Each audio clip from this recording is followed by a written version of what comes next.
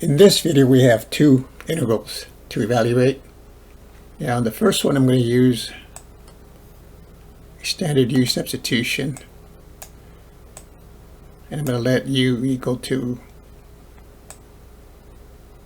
1 plus ln of x. Because when I find du here, taking the derivative of the right side here, I get derivative of 1 is 0, and for ln of x the derivative is 1 over x dx.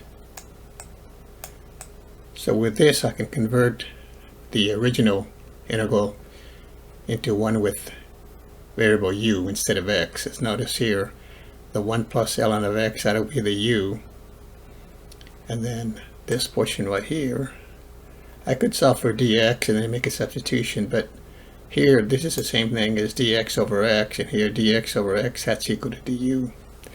So I can just say this is going to equal to, replace the 1 plus ln of x by u, and that's to the third power. And then the rest of it, dx over x, that's your du. Now we just use simple integration using the power rule for integrals. Add 1 to the 3 there, I get a 4, and then divide by 4, get this, and that's pretty much the integration plus the constant of integration here.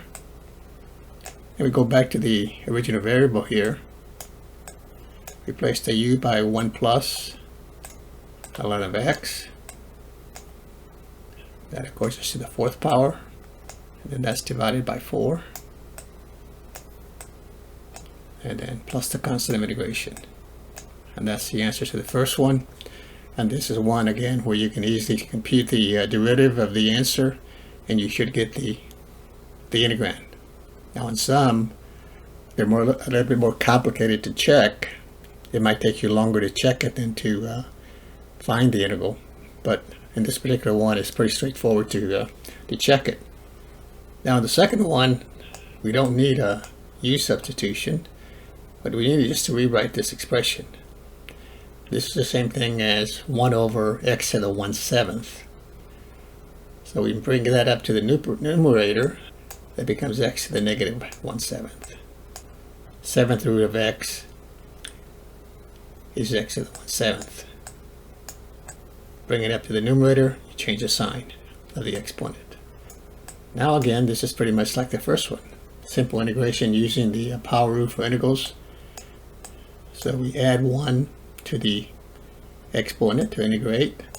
1 can be written as 7 over 7.